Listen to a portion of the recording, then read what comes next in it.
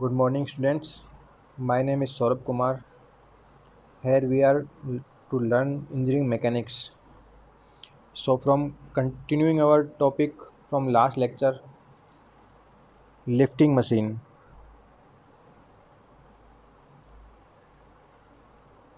So, now we start. We already know the basics of lifting machine. What is mechanical advantage? What is velocity ratio? All the time we are already understand. We already learned about that. Now we are continuing, and now we trying to understand what different types of systems which uses the principle of lifting machine. One of them are जो basically we see is pulley, use of pulleys.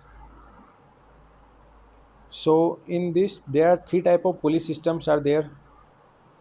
The first is first system of pulley, second is second system of pulleys, and third is third system of pulleys. So we here learn all about this. So जैसे आप सब देखा होगा आपने, सबसे first we see all that when we are using it in simplest way, जब आप कुएं से पानी निकालते हो तो सबसे पहले अपन यूज करते हैं पुलिस से पानी, बाल्टी से पानी निकालने के लिए. Yes, there is no lifting machine principle are there. It's simply force is equal to W, means effort is equal to lifting load required, means P is equal to W if friction is zero. So there is no advantage of lifting machine principle, but yes, it is simplest example of using of pulley.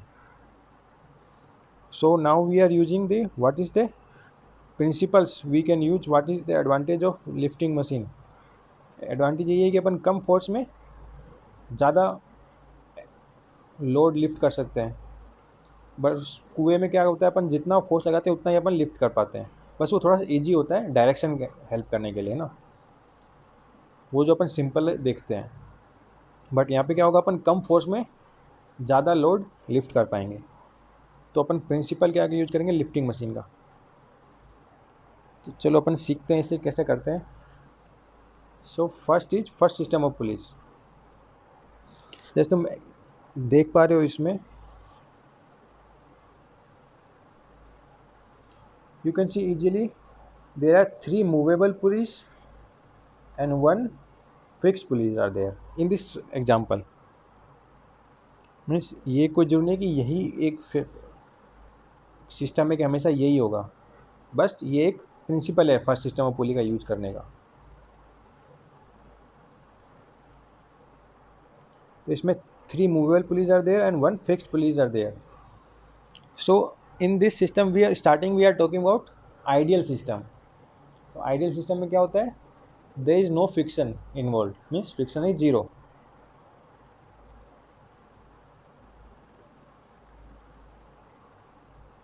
सो इसे और अपन अच्छे से देखते हैं इस diagram को. इस diagram में हो क्या रहा है. So in this diagram you can see effort where we are trying to lift. So इस लोड को उठाना है अपन को W, और यहाँ पे अपन लगा रहे हैं force. Okay, so this effort we are putting and this load we are trying to lift. This load we are trying to lift and this effort we are applying. So you can see in this effort this string going like this and like this. तो ये same string है, ये string यहाँ से जाके यहाँ जा रही है. तो अगर इसमें let we take some assumptions that इसमें कोई फ्रिक्शन फोर्स नहीं है. फर्स्ट ऑफ ऑल ये हमने जम्पशन ले लिया है. तो अपन मान लेते हैं कि इसमें इन स्ट्रिंग्स में टेंशन कितना है. इसमें मान लिया अपने T1 है, इस स्ट्रिंग में मान लिया T2 है, इस स्ट्रिंग में मान लिया अपने T3 है, इन तीनों स्ट्रिंग में अपन ने टेंशन ले ली T1 T2 एंड T3। अब अपन देखते हैं T1 T2 T3 आखिर है कितना। We are trying to understand it. So ये देखो, ये स्ट्रिंग यहाँ से घूम के पूरी ऊपर जा रही है, मतलब ये सेम स्ट्रिंग है। सिमिलरली ये डिफरेंट स्ट्रिंग है, पर ये पूरी यहाँ से यहाँ जा रही है। और ये तीसरी स्ट्रिंग है जो यहाँ से यूँ जा रही है। Okay, you understand. मूवेबल और फिक्स्ड पुली का मतलब समझ आ गया। ये फिक्स्ड पुली है क्योंकि ये पुली अपनी पोजीशन से हिल नहीं सकती, सेम जगह रहेगी। फिक्स्ड पुली का मतलब ये नहीं है कि ये रोटेट भी नहीं करेगी, रोटेट चारों की चारों करेंगी।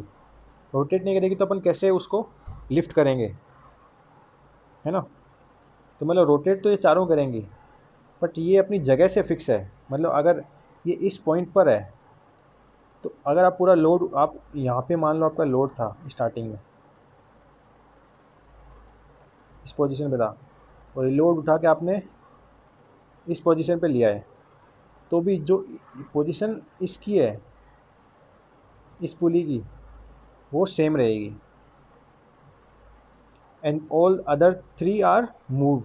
मीन्स अगर ये यहाँ पे है और आपने लोड, इस लोड को यहाँ से यहाँ ले गए, तो ये पुली भी यहाँ से यहाँ आएगी, ये पुली भी यहाँ से ऊपर जाएगी और ये पुली भी ऊपर जाएगी। So you understand all the meaning why is moving and why this is fixed. Okay, so here 3 are moving, movable pulley, and 1 is fixed pulley. So अगर इसमें अगर सेम स्ट्रिंग है और इसमें अगर अपन एफर्ट P लगाया है, तो यही एफर्ट यहाँ पे जाएगा, यही एफर्ट यहाँ आएगा और यही एफर्ट यहाँ जाएगा। मीन्स इसका मतलब क्या हुआ, जो T1 is equal to P है। सिमिलरली यहाँ जो एफर्ट है, अभी अपन को पता नहीं यहाँ पे कितना है, पर यहाँ जो है वही सेम यहाँ पे आ रहा है। मतलब अगर यहाँ पे अगर T2 है तो यहाँ भी T2 ही होगा, इस पॉइंट पे भी, इस पॉइंट पे भी T2 ही होगा। अगर इस पॉइंट पे T2 है तो इस पॉइंट पे भी T2 होगा। अंडरस्टैंड।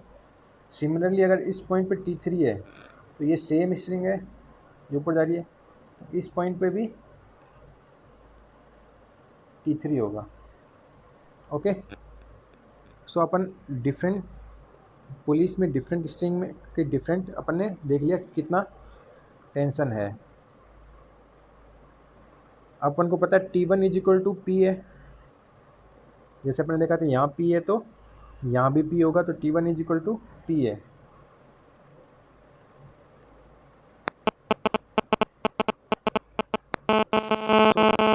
अपने अब इसको सॉल्व करेंगे और बाकियों में कैसे सॉल्व करना है। तो एक बार अपन यही ट्राई करते हैं। मान लो अपने फर्स्ट पुली तो देख लिया अपने, सेकंड पुली देखते हैं जो फर्स्ट मूवेबल पुली है। इसका फ्री बॉडी डायग्राम अगर बनाया अपन,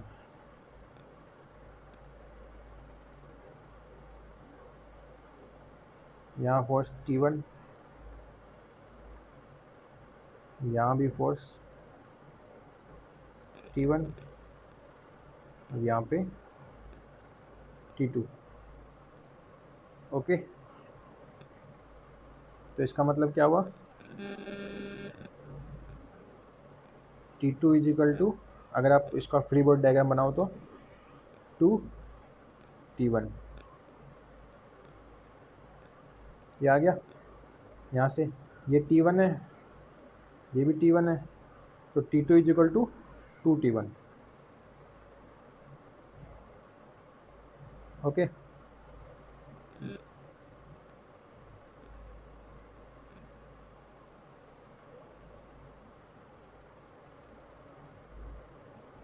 सिमिलरली ऐसे ही अगर अपन T3 का देखें तो T3 is equal to 2T2 और T4 is equal to 2T3 similarly होगा। अब वैल्यू पुट करते जाएंगे अपन।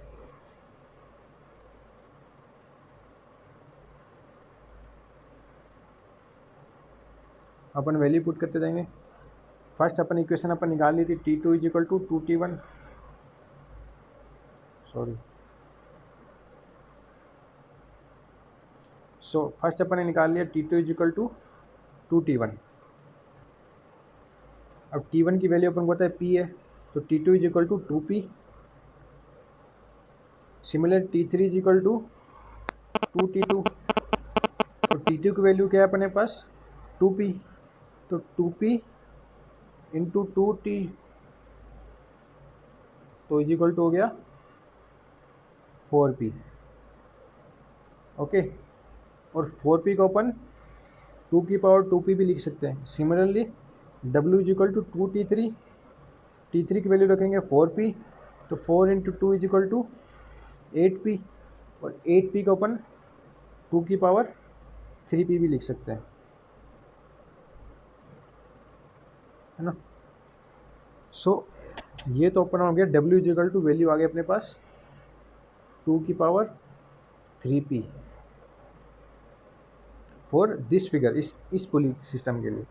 बट अगर इस यहाँ पे तो 3 मूवेबल है, and similarly if n movable pulley हो तो W इज इक्वल टू 2 की पावर NP, ये हो जाएगा। और मैकेनिकल एडवांटेज क्या होता है, W अपॉन P। W की वैल्यू अपन पुट करेंगे तो 2 की पावर NP, तो 2 की power NP upon P, P से P कट जाएगा, तो क्या रह जाएगा 2 की पावर N। और VR क्या होगा, VR is equal to MA is equal to 2 की power N। If you are confusing how it came, we know efficiency is equal to MA upon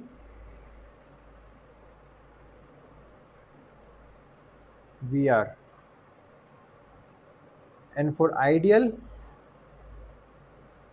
machine के लिए क्या होता है एफिशिएंसी 100%, या फिर वैल्यू 1 भी बोलते हैं अपन कई बार नहीं, मतलब परसेंटेज में लिखो तो 100% और वैल्यू में पुट करो तो 1। तो आइडियल मशीन के लिए क्या होता है MA is equal to VR, और MA की वैल्यू क्या है 2 की पावर N, तो VR भी 2 की पावर N हो जाएगा, ऐसे ही आ जाएगा। ये तो था आइडियल मशीन के लिए। But now if you are going actual machine के लिए क्या होगा, एक्चुअल मशीन में फ्रिक्शनिस्ट होगा। आइडियल मशीन में फ्रिक्शन को अपन काउंट नहीं कर रहे थे, बट एक्चुअल मशीन में फ्रिक्शन होगा तो MA is equal to VR नहीं हो सकता, कुछ ड्रॉप होएगा यहाँ पे, तो value of MR will be dropped, means MR नहीं MA, sorry, value of MA means mechanical advantage will be decreased. Okay, if there is a friction, the value of MA will decrease, but the value of VR means velocity ratio will be remain same. Okay, so in actual system mechanical advantage will be decreased, but the velocity ratio will be same.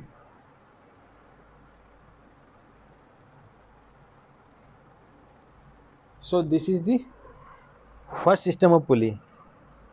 सो इसमें equation अपन क्या मिली, W is equal to 2 की power N और VR is equal to MA is equal to 2 की power N।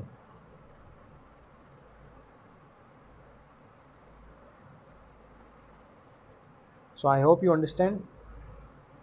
If any question, please free to ask in comment section.